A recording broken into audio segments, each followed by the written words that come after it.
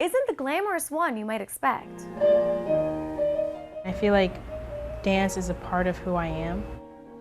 I can't see myself doing anything else. There we go.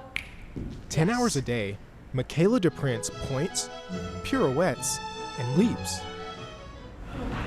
Then cools down. A near flawless youth performance on Dancing with the Stars not long ago means she's one of the most sought-after ballerinas in the world. Michaela also stars in the award-winning documentary First Position, which follows 6 dancers trying to earn a spot in an elite ballet company. Challenging? Yes. But nothing compared to challenges Michaela's already overcome.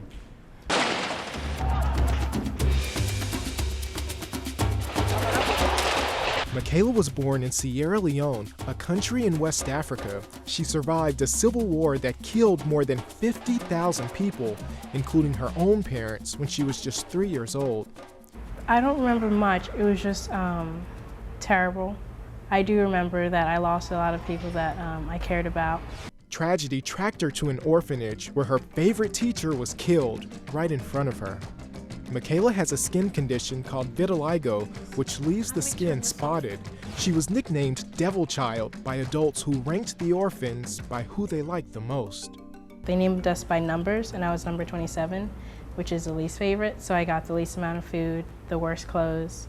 I had really bad malnutrition, and I was really sick all the time. I would have probably died if my parents didn't adopt me at that time.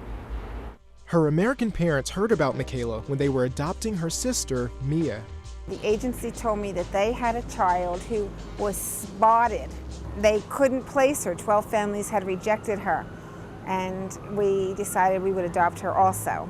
Michaela moved to the U.S. when she was 4 years old, and as she grew close to her new family, she began sharing her most personal thoughts. She had had this picture of a ballerina stuffed in her underwear that she had been hiding for a long time. I found this magazine outside the orphanage gate, and it was a picture of ballet dancers, and on the cover was a ballet dancer, and she just looked so happy, and I was in such a terrible place that I thought, you know, if I ever got adopted, maybe I could be just like her. So finding that magazine, it was almost like it was meant to be. It was meant to be, and I think that's what really saved me. Her mom signed her up for ballet classes, where it was pretty obvious Michaela was meant to dance. Michaela attended exclusive dance schools, including the Rock School for Dance Education in Philadelphia and the American Ballet Theater in New York. But her challenges weren't over. I was younger and I was getting ready for the Nutcracker, and I rehearsed everything.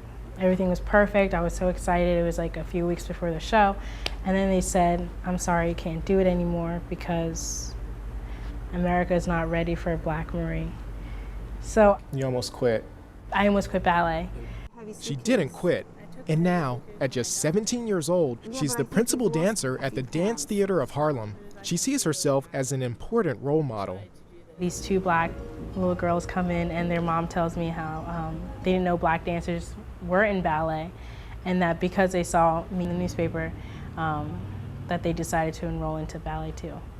Do you ever pinch yourself and think about, you know, like, is this real? Not anymore. When I was younger, I kept thinking to myself, don't get attached to anybody. You're just dreaming, you're just dreaming. So I've just accepted how amazing everything is right now and just enjoyed it as much as I can.